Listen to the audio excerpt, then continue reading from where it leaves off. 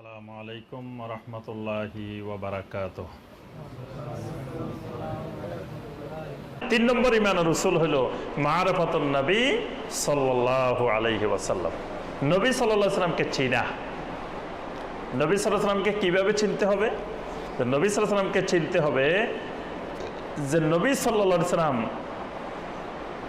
আল্লাহর পক্ষ থেকে প্রেরিত একজন নবী, একজন রাসূল।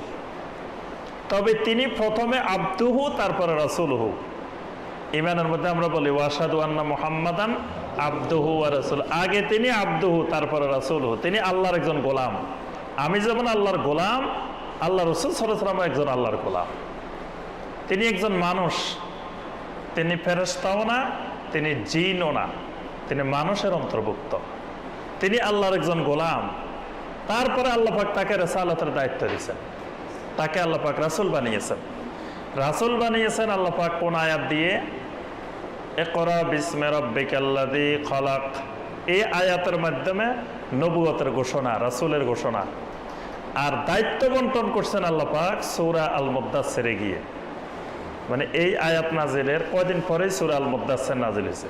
সেখানে আল্লাহ পাক নবী সাল্লাল্লাহু আলাইহি ওয়াসাল্লামের কাজ কি, দায়িত্ব কি, সেটা বন্টন করে দিয়েছেন। আগে নিয়োগ দিয়েছেন রাসূল হিসাবে। আমরা প্রথম একটা নিয়োগপত্র দিয়ে একজনকে নিয়োগ দিই, অফিসারকে। তারপরে তার আবার কাজ কি, তার কাজ বন্টন করি না?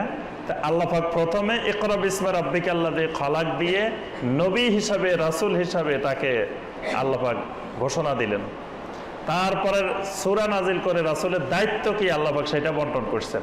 ইয়া আইয়ুহাল মুদ্দাসসির কুম ফাআনজির ওয়া রাব্বাকা ফাকাব্বির ওয়া সিয়াবাকা ফাতাহহির ওয়ার রুজজা ফাহাজুর।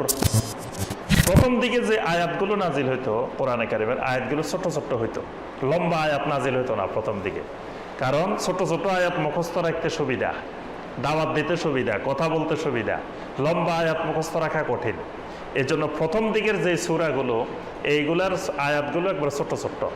ইয়া আইয়ুহাল মুদ্দাসসির, হে বস্ত্র আবৃত ব্যক্তি। নবী সাল্লাল্লাহু আলাইহি ওয়াসাল্লামকে আল্লাহ পাক আরেকটা সিফাত দিয়েছেন মুদ্দাসসির।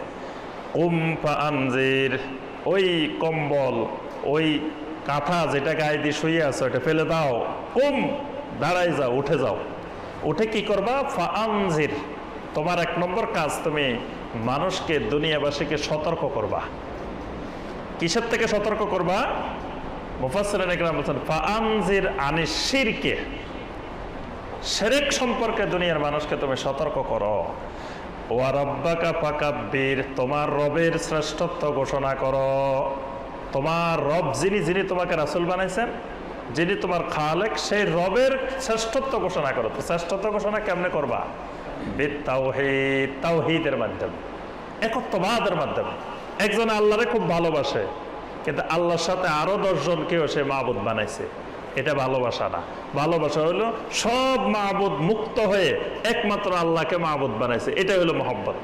এটা হলো আল্লাহর শ্রেষ্ঠত্ব ঘোষণা, যে আমার রব এমন রব যেই রবের কোনো সহযোগী নেই, সব সহযোগী মুক্ত, একমাত্র রব।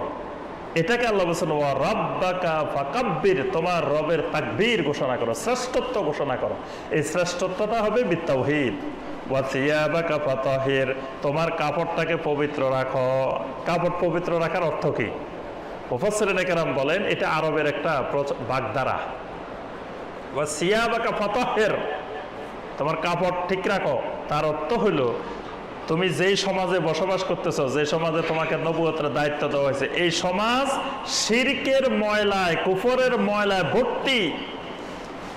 তুমি ওই ময়লার কাছে যা কিন্তু দাওয়াত দিতে হবে।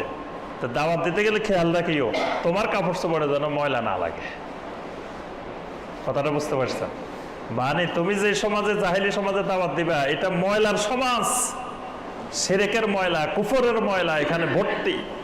সুতরাং তোমার কাপড়কে সতর্ক রাখিও। তার অর্থ হইল তুমি নিজেকে সবসময় শিরক মুক্ত রাখবা, কুফর মুক্ত রাখবা, যাতে কোনো শিরকি কুফরি চিন্তাধারা তোমার ভিতরে না আসে। এইটা সবসময় নিজেকে আগে ঠিক রাখবা। এজন্য একজন দায়ী, যিনি শিরকের বিরুদ্ধে, কুফরের বিরুদ্ধে দাওয়াত দিবেন, তিনি সবসময় সতর্ক থাকতে হবে আমার ভিতরে কোনো ক্রমে শিরক ঢুকে যাচ্ছে কিনা। তাহলে আমরা যে কথাটা বলতেছিলাম যে নবী সাল্লাল্লাহু আলাইহি ওয়াসাল্লামকে আল্লাহ পাক এই দায়িত্বগুলো দিয়ে দুনিয়াতে পাঠিয়েছেন। আচ্ছা, এরপরে নবী সাল্লাল্লাহু আলাইহি সাল্লাম সব যুগের, সব এলাকার, সব অঞ্চলের মানুষের জন্য তিনি নবী। নবী সাল্লাল্লাহু আলাইহি সাল্লাম জীবিত অবস্থায় আল্লাহর দিন পরিপূর্ণ হয়েছে। নবী সাল্লাল্লাহু আলাইহি সাল্লাম মৃত্যুবরণ করেছেন। দেখবেন মাঝে মাঝে শোনা যায় আমাদের দেশে কেউ কেউ নবী সাল্লাল্লাহু আলাইহি সাল্লাম মারা যান নাই। তো নবী সাল্লাল্লাহু আলাইহি সাল্লাম যদি মারা না যান, সাহাবায়ে কেরাম তাকে গোসল দিলেন, কাফনের কাপড় পরাইলেন, কবরের মধ্যে দাফনও করলেন, জানাজাও পড়লেন। তা একজন জীবিত মানুষের, জিন্দা মানুষের এত কিছু কেমনে করলেন? অর্থাৎ নবী সাল্লাল্লাহু আলাইহি সাল্লাম তিনি মৃত্যুবরণ করেছেন, তারপরে তিনি শেষ নবী, কিয়ামত পর্যন্ত আর কোনো নবী আসবেন না। এই নবী সাল্লাল্লাহু আলাইহি সাল্লাম সম্পর্কে মৌলিক এই বিষয়গুলোর জ্ঞান থাকতে হবে। এটা হলো ঈমানের 3 নম্বর উসুল। তাহলে আমরা সংক্ষেপে ঈমানের 3টা উসুল জানতে পারলাম। একটা হলো আল্লাহকে চিনা, রবকে চিনা, একটা হলো দ্বীনকে জানা, আর একটা হলো নবী সাল্লাল্লাহু আলাইহি সাল্লামকে জানা। এটা হলো ঈমানের 3টা